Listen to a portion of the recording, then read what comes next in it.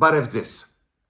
Ստեփան Գրիգորյան YouTube-յան ալիքի մասնակիցներ, ողջունում եմ ձեզ բոլորիդ։ Այսօր օկտեմբերի 11-ն է,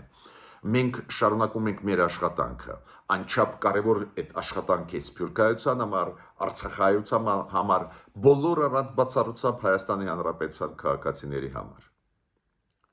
Այսօր ես կխոսեմ Նիկոլ Փաշինյանի ելույթի մասին Դուշանբեում անցկացված ԱՊ երկրների գագաթնաժողովին։ Այսօր մենք կխոսենք դրա մասին, ինչ դիտողություն արեց Պուտինը Նիկոլ Փաշինյանին։ Այսօր կխոսենք դրա մասին, որ մերձենում են նորից Ռուսաստանի եւ Ադրբեջանի հարաբերությունները, ինչը ներկայացնում է ուղղակիորեն վտանգ հայ ժողովրդի համար, ուղղակիորեն մեր անվտանգությունը վտանգի տակ է դրա պատճառով։ Նորից Լուկաշենկոն Ալեքսանդր Բելարուսի նախագահն ինչ որ ես ժողովրդի լեզվով ասեմ, փորձեց ինչ որ ձեր առնել մեզ։ Կխոսենք դրա մասին, պարզ է այլ թեմաներ էլ կան, ուրեմն խնդրում եմ բաժանորդագրվել, կիսվել, լայքել, ինչը աշխատացնում է ակտիվ մեր YouTube-յան ալիքը, ու սկսում եմ այսօրվա մեր քննարկումը։ Գիտեք, ես պարբերաբար անդրադառնում եմ հիբրիդային պատերազմի մասին։ Օրինակ, հիբրիդային մեթոդները պատերազմի, որը վարում է Ռուսաստանը, օրինակ Եվրոպայի դեմ, կամ հիբրիդային պատերազմի օրինակները, որոնք օգտագործում է Ադրբեջանը, օրինակ մեր դեմ ուղղված։ Օրինակները շատ են, դրա մեջ մտնում է նաև ինֆորմացիոն պատերազմը, տարածում սուտ լուրերի, Հայաստանում մենք դա տեսնում ենք վաղուց է, Ռուսաստանից, Ադրբեջանի ԶԼՄ-ները տարածում են հաճախ ապակոն որոշող հայ ժողովրդին ինֆորմացիա, մեր ներսում էր իդեալական չի կան ԶԼՄ-ները, որոնք կրկնում են այդ ստերը Ռուսաստանի, Ադրբեջանի մեզ մոտ ներսում։ Դա տարեր են, տարբեր տարեր, տարբեր գործոններ, որը օգտագործվում է պետությունների, առանձին պետությունների, առան այլ պետությունների դեմ, ու դա կոչվում է հիբրիդային պատերազմ։ Հիբրիդային պատերազմների տեսակները տարբեր են, նորից ասեցի, ինֆորմացիոն սուտ լուրերի տարածումը դա վառ օրինակն է, բայց հիմա վերջի ժամանակներ շատ օգտագործում են նաև քայլեր ապակայունացնող երկիրը։ Օրինակ, անցած տարի մի քանի դեպքեր գրանցվեցին, երբ որ վարվում էին գործարաններ, մեկը Լեհաստանում, մյուսը Գերմանիայում, երրորդը Մեծ Բրիտանիայում, ուսումնասիրությունները այդ հրդեհների, այդ վարված գործարանների ցույց են տալիս, որ դա կապված է Ռուսաստանի հիբրիդային պատերազմի գործողությունների հետ։ Ուրեմն պետք է ուշադիր լինենք։ Օրինակ, ես համարում եմ, որ պատահականություն չի, որ անընդհատ մենք լսում ենք, որ պայթեց գազի բալոնը մեքենայի, կամ հրդեհ բռնկվեց գազա լցակայանում, կամ գործարաններ վերջի ժամանակներս մի քանի գործարաններ, օբյեկտներ վարվեցին։ Հրդեհներն էին այնտեղ։ Ու ես առաջարկում եմ պատկան մարմինների Հայաստանի այս տեսանկյունից նայել։ Կարող է դա պատահականություն չի, ինչ որ դիտավորություն այդ process-ներում կա։ Ոչ բոլորում, պարզ է, մեզ մոտ նաև վարվում են մեքենաներ անսարք լինելու պատճառով, կամ գազի բալոնը հին է, անվտանգ չէր։ Այդպես էլ լինում է, բայց միգուցե կան դեպքեր, որոնք եղել են, քանի որ մեր դեմ հիբրիդային պատերազմ է վարվում։ Օրինակ, Նուբարաշենի աղբանոցը։ Կյանքում չէի մտածում, որ այդ թեմայից կխոսեմ, բայց Նուբարաշենի աղբանոցը պարբերաբար մենք տեսնում ենք այնտեղ հրդեհներ, ու այս վերջին շատ մասշտաբային էր, այդքան մասշտաբային, որ նույնիսկ աղազանգեց քաղաքապետը Երևանի պարոն Ավինյանը, ինքը դիմեց ԱԱԾ-ին, դիմեց ոստիկանությանը, որ ուսումնասիրեն, ինքը պնդում է, որ դա դիտավորյալ է արվում, այդ դիտավորյալ արվելը դա շատ լուրջ բան է, ով արեց, ներսի մարդիկ, այդ ինչ-որ ներսի ռազբուրկաներ են, հաշիվներ են մաքրում իրար մեջ, ասենք, հանցավոր խմբեր Հայաստանի ներսում, թե այդ դրսից արվող քայլեր, որը կոչվում է հիբրիդային պատերազմ, քանի որ այս պայքարը, որը աշխարհում այսօր գնում է, կարևորագույն բաղադրիչը հարվածների մեկ պետությանը մյուս պետության դեմ, գլխավոր բաղադրիչը հիմա անպայման չի, որ պատերազմն է, եթե մի պետություն ուզում է վնաս հասցնել այլ պետության, հիմա անպայման չի պատերազմով դա լուծել, այլ հիբրիդային մեթոդներով, ապակայունացնել ներսից երկիրը, միջամտել իր ընտրական համակարգի պրոցեսներին։ Հիմա Գազայի մասին մի քանի խոսք ասեմ, միջև անցնեմ գլխավոր այսօրվա թեմային Նիկոլ Փաշինյանի այցելությունը ու ելույթը Դուշանբեում։ Միջև դրա հասնելը ես ուզում եմ մի քանի խոսք ասել։ Գազայի, գիտեք, զինադադարի պայմանավորվածությունը, որի մասին երեք խոսացի, ուժի մեջ ի վերջո մտավ։ Շատ լավ է, խաղաղություն եթե հաստատվի Գազայի հետ կապված,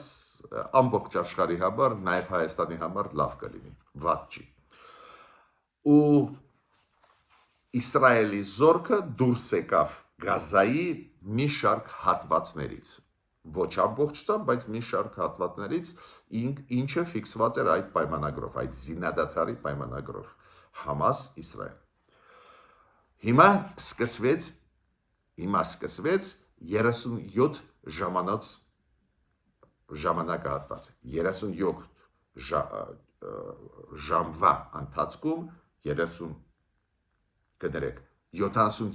ժամվա ընթացքում,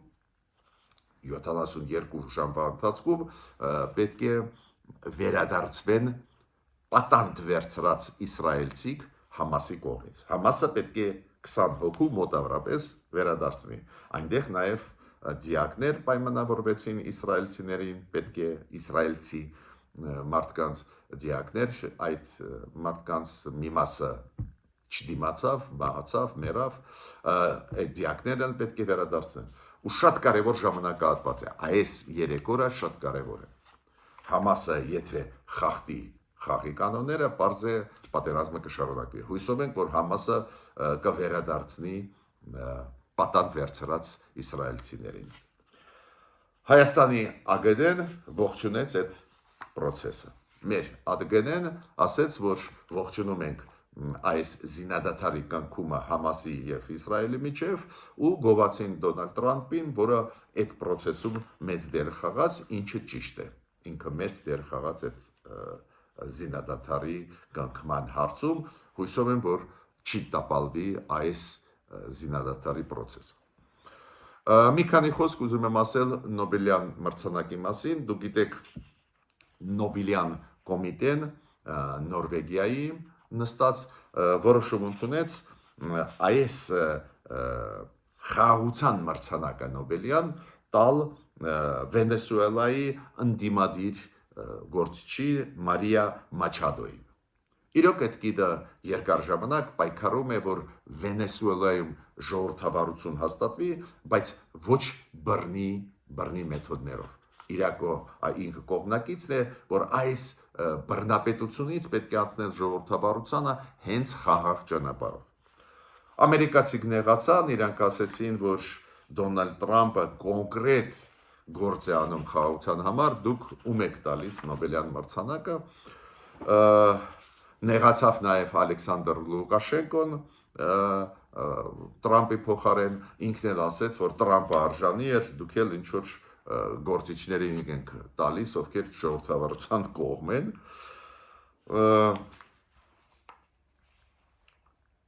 հետաքրքիր զարգացումներ են գնում աշխարհում Նիկոլ Փաշինյանը Բրյուսելից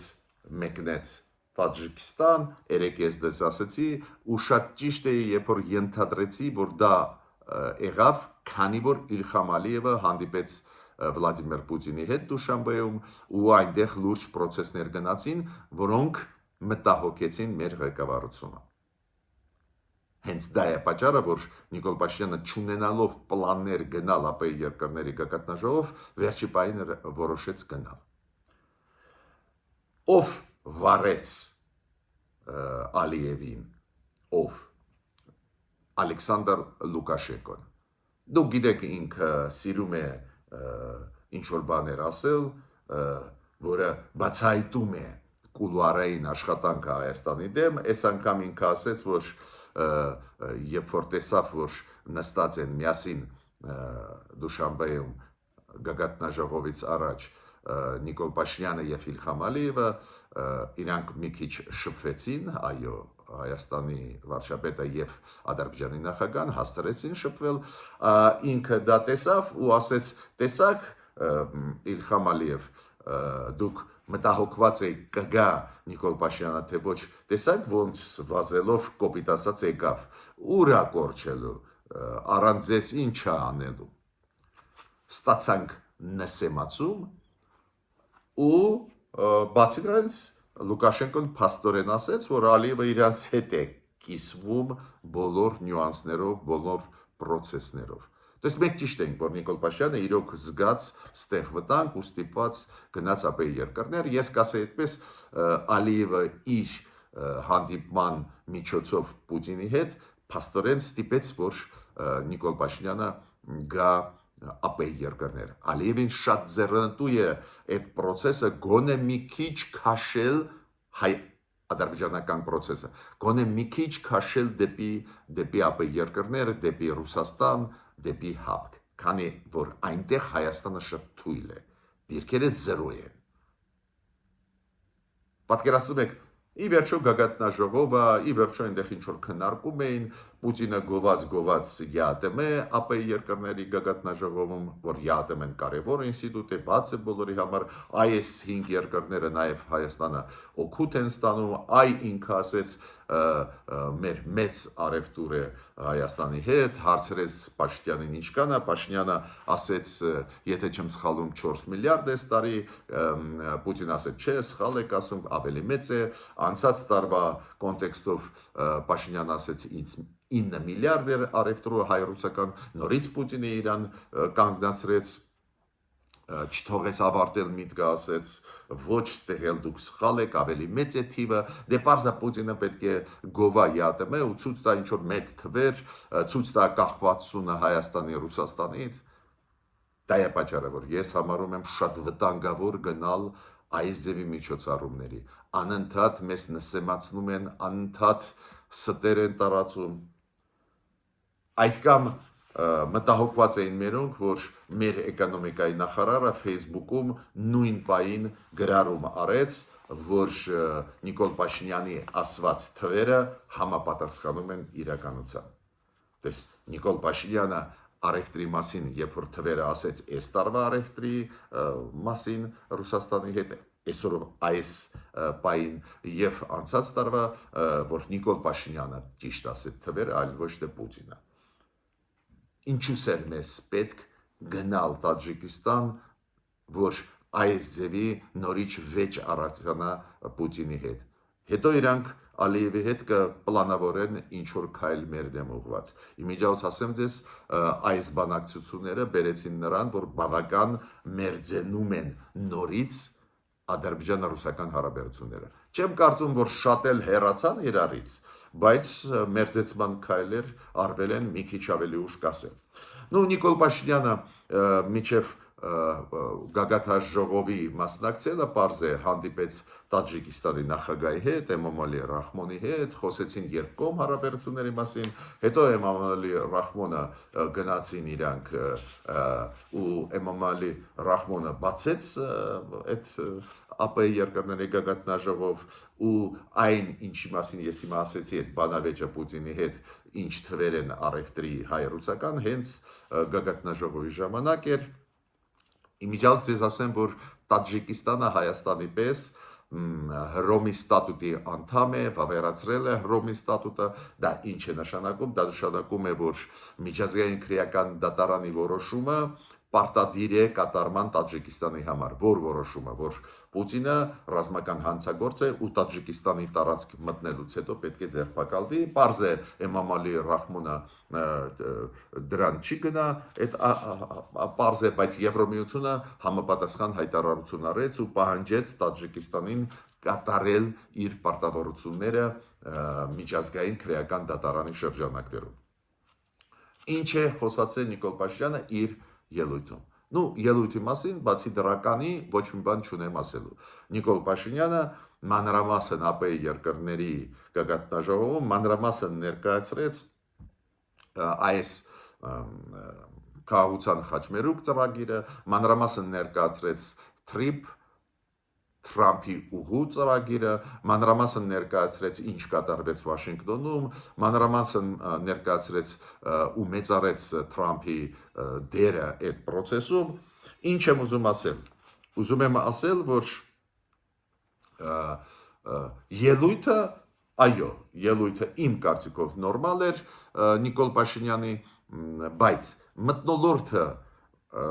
այն դիտողությունները, որոնք իրեն արեցին Պուտինը առանձին Լուկաշենկոն, պարզ է, որ ոչ մի լավ բան մեզ համար չի բերելու,